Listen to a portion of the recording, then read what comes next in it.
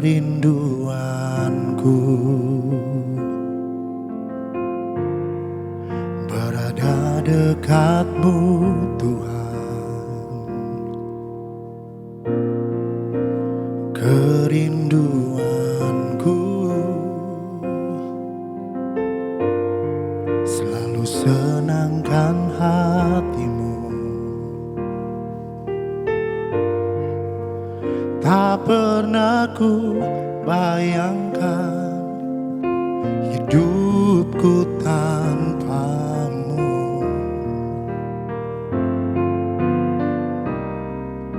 Yang menjadi hasratku menyanyikan pujian bagimu. Aku menyembahmu, Yesusku, yang ada di tahta mulia.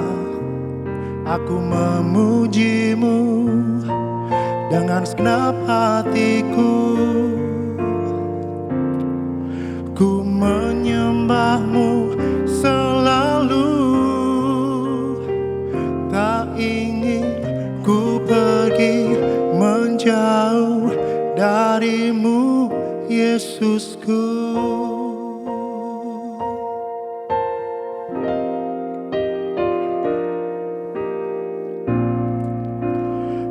Kerinduanku berada dekatmu Tuhan. Kerinduanku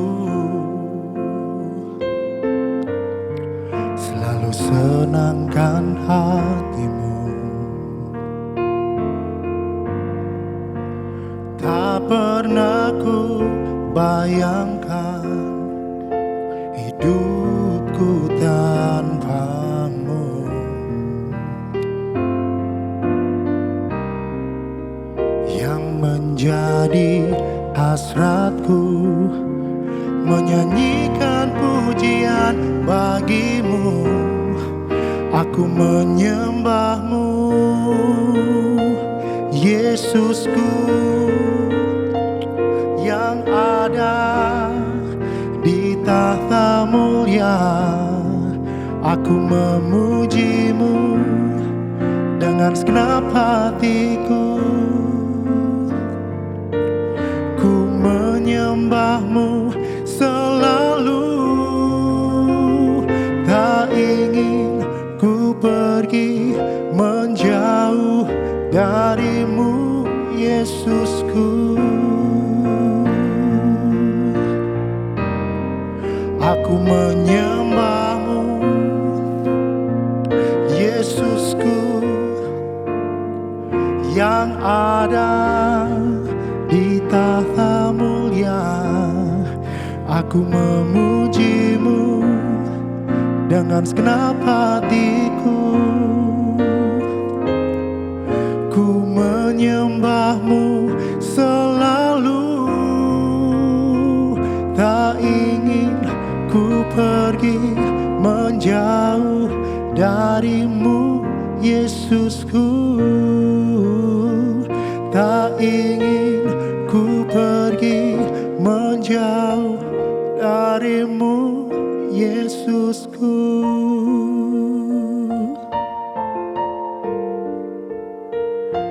Tak ingin ku pergi jauh darimu, Tuhan. Dari manakah datangnya keselamatan? Dari manakah datangnya sukacita? Dari manakah datangnya kuasa? Dari manakah datangnya damai sejahtera. Kalau bukan dari Engkau Tuhan, Allah yang ku sembah, Engkaulah kekuatanku, sumber kehidupanku, damai sejahteraku. Ku tak dapat hidup tanpamu Tuhan, Engkaulah nafas dalam kehidupanku. Menyenangkanmu selalu, itu kerinduanku. Bersukacita di dalam-Mu Tuhan. Haleluya. Oh Tuhan Allah yang ku sembah, di dalam nama Yesus, Allah yang berdaulat dalam hidupku, bersama keluargaku dan jemaat-Mu Tuhan. Haleluya. Sekalipun dagingku dan hatiku habis lenyap, gunung batuku dan bagianku,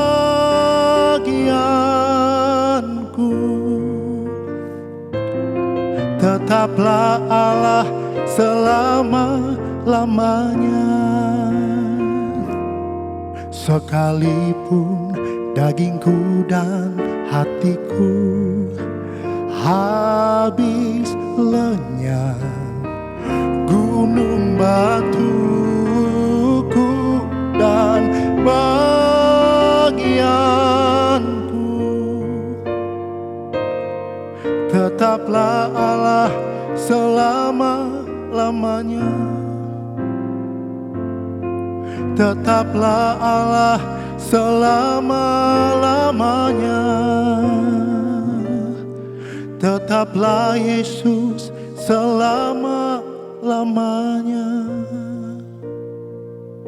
Tetaplah Engkau di dalam hidupku Bapa. Amin. Baik jemaat Tuhan, pada hari ini kita akan bersama-sama merenungkan bagian firman Tuhan yang terambil dalam Lukas pasal yang ke-24, ayat yang ke-48 dan juga yang ke-49.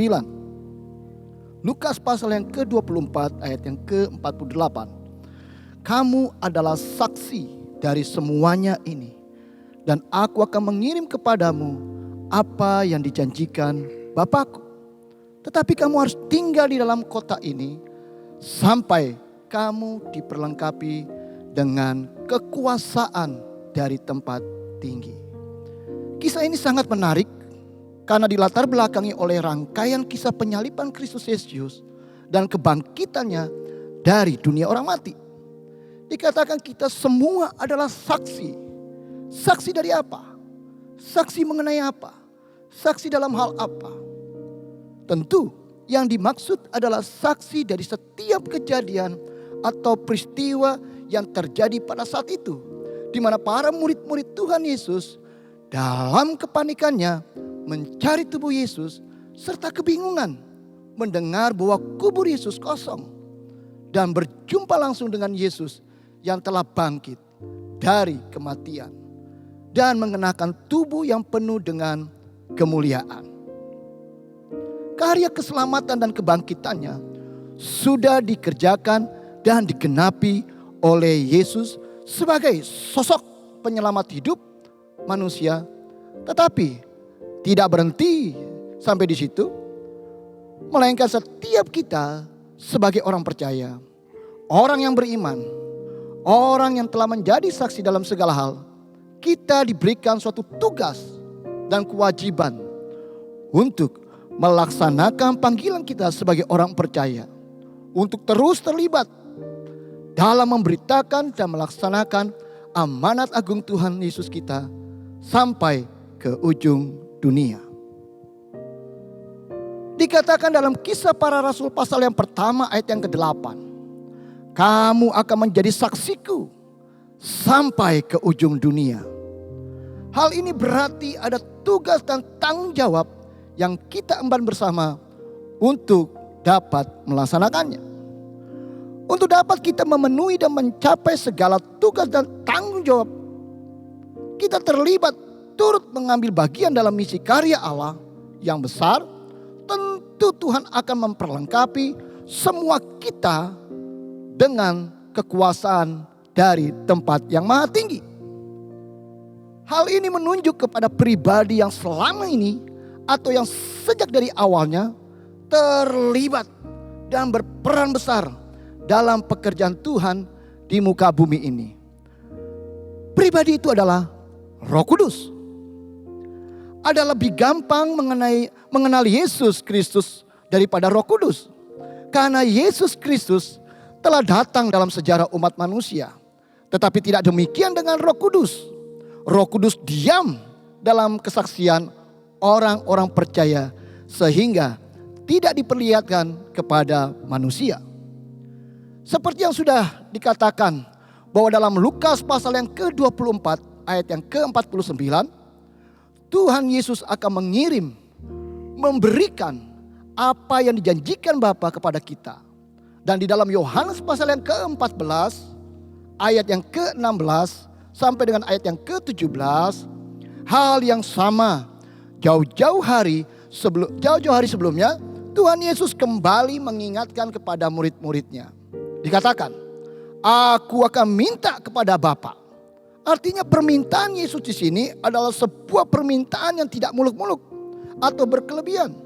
Tetapi sebuah permintaan yang sangat penting dan juga mendesak.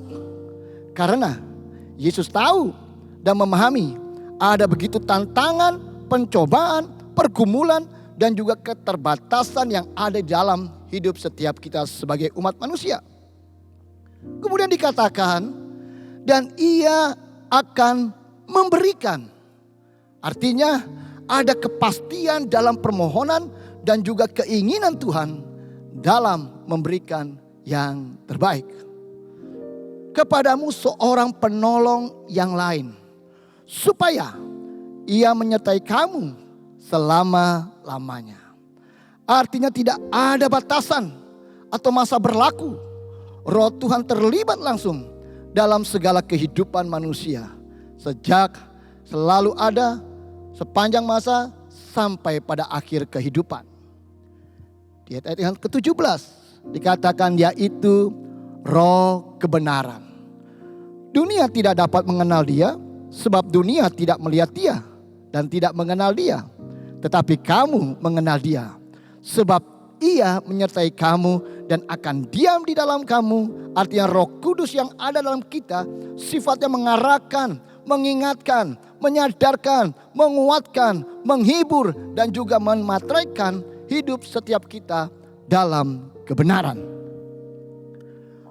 Roh Kudus yang akan mendampingi, menemani, menuntun, mengendalikan, memimpin, mengarahkan, menghibur, dan yang selalu menyertai kita kemanapun kita berada. Inilah saatnya di mana kita menyadari dan terbuka terhadap pekerjaan Roh Kudus. Timbul pertanyaan, kapan Roh Kudus itu akan diam dan berada di dalam diri setiap kita sebagai orang percaya? Jawabannya adalah Roh Kudus akan berada dan diam di dalam kita secara permanen setelah penyalipan, kebangkitan, dan kenaikan, dan kemudian dimuliakanlah Yesus di tengah-tengah kehidupan setiap kita sebagai orang percaya. Sebagai akibatnya, kita dapat bergantung kepada Roh Kudus untuk membukakan kebenaran bagi kita. Dan Roh Kudus yang akan memimpin serta membimbing kita kepada kebenaran. Bapak Ibu jemaat Tuhan, setidaknya ada 2 poin dalam kita merenungkan bagian-bagian ayat firman Tuhan di dalam Lukas pasal yang ke-24 ayat yang ke-48 sampai dengan ayat yang ke-49. Serta kita pun menyingkapinya. Poin yang pertama, persiapkan diri kita dalam menantikan janji Bapa dan mendapatkan kekuasaan dari tempat yang maha tinggi. Siapkan diri setiap saudara. Jangan terbuai ataupun terpikat dengan kenikmatan dunia, sehingga perlahan-lahan dapat membunuh dan menghancurkan segala sesuatu kehidupan setiap kita. Melainkan persiapkan hidup kita guna pekerjaan Roh Kudus, serta berpartner, bekerja sama dengan Roh Kudus untuk menyatakan kemuliaan Tuhan. Pada poin yang kedua, belajar untuk taat dalam segala perintah yang datang, dan taat dalam merespon pekerjaan Roh Kudus. Jangan pasif ataupun menutup diri pada saat Roh Kudus menyatakan kuasanya atas kehidupan kita. Dengar baik-baik. Ketidaktahuan dan sikap apatis kita akan Roh Kudus membawa kita pada keluhan-keluhan dan iman yang dangkal. Sebagai ayat penutup dalam renungan kita pada hari ini, perhatikan dengan baik-baik. Terambil dalam kitab Roma pasal yang ke-8 ayat yang ke-9. Dikatakan, tetapi kamu tidak hidup dalam daging, melainkan dalam roh. Jika memang roh Allah diam di dalam kamu, tetapi jika orang tidak memiliki Roh Kristus, ia bukan milik Kristus. Tetapi jika Kristus ada di dalam kamu, maka tubuh memang mati karena dosa, tetapi roh adalah kehidupan oleh karena kebenaran. Ayat yang ke-11. Dan jika roh Dia yang telah membangkitkan Yesus dari antara orang mati diam di dalam kamu, maka Ia yang telah membangkitkan Kristus Yesus dari antara orang mati akan menghidupkan juga tubuhmu yang fana oleh rohnya yang diam di dalam kamu. Saya akan mengajak setiap jemaat Tuhan untuk kita berdoa. Biarlah 2 poin ini menjadi suatu renungan kita bersama. Persiapkan diri kita akan pekerjaan kuasa Roh Kudus datang di dalam hidup kita. Dan yang kedua, belajar taat. Belajar taat dan merespon akan pekerjaan Roh Kudus. Kita percaya kedua hal ini kalau kita lakukan, maka itu akan mendatangkan kemuliaan di dalam setiap kehidupan kita bersama dengan Tuhan. Mari kita berdoa. Bapa kami yang ada di dalam sorga, kami mengucap syukur kepadamu ya Allah, oleh karena pekerjaan-Mu yang besar dan ajaib atas kehidupan kami. Karena kami yakini dan mempercayai bahwa Engkau Tuhan yang belum selesai untuk menata setiap kehidupan kami, untuk berkarya di tengah-tengah kehidupan setiap kami. Itu sebabnya kami telah melewati satu hari di mana kami merayakan kematian Kristus, memperingati kematian Kristus. Dan juga kami merayakan akan kebangkitan Kristus atas kehidupan kami, yang telah memenangkan kami, yang telah membawa kami, menarik kami keluar dari lumpur dosa. Kini saatnya kami percaya Tuhan, pribadi di mana pribadi Roh Kudus yang senantiasa ada dalam hidup kami akan menuntun kami, akan memberikan kuasa dalam hidup kami, akan memberikan kemampuan, kekuatan untuk setiap kami dalam mengarungi kehidupan ini. Bapa di dalam sorga, hamba-Mu berdoa bagi setiap jemaat Tuhan pada saat ini. Biarlah Roh Kudus menjamah, memenuhi kehidupan jemaat Tuhan saat ini. Dimanapun jemaat-Mu berada, apapun yang menjadi persoalan jemaat-Mu, dalam segala keadaan, kesulitan yang dihadapi, kelemahan tubuh, ada keterbatasan hidup, biarlah kami percaya kuasa Roh Kudus-Mu Tuhan sanggup dan dapat menolong, memberikan kekuatan dan kemampuan atas kehidupan jemaat-Mu.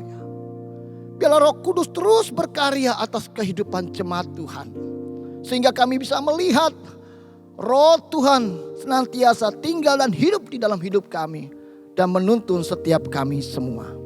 Terima kasih ya Bapa. Biarlah setiap jemaat-Mu dikendalikan, dipimpin oleh pribadi yang berkuasa, yang dahsyat, yang nyata di tengah-tengah kehidupan setiap kami, yaitu pribadi Roh Kudus. Terima kasih Tuhan. Terpujilah namamu ya Bapa, kekal untuk sampai selama-lamanya. Di dalam nama Tuhan kami Yesus Kristus kami doa. Amin. Aku menyembahmu, Yesusku, yang ada di tahta mulia. Aku memujimu dengan segenap hatiku. Ku menyembahmu selalu, tak ingin ku pergi menjauh darimu, Yesusku. Aku menyembahmu, Yesusku, yang ada di tahta mulia. Aku memujimu dengan segenap hatiku. Ku menyembahmu selalu, tak ingin ku pergi menjauh darimu, Yesusku. Tak ingin ku pergi menjauh darimu, Yesusku.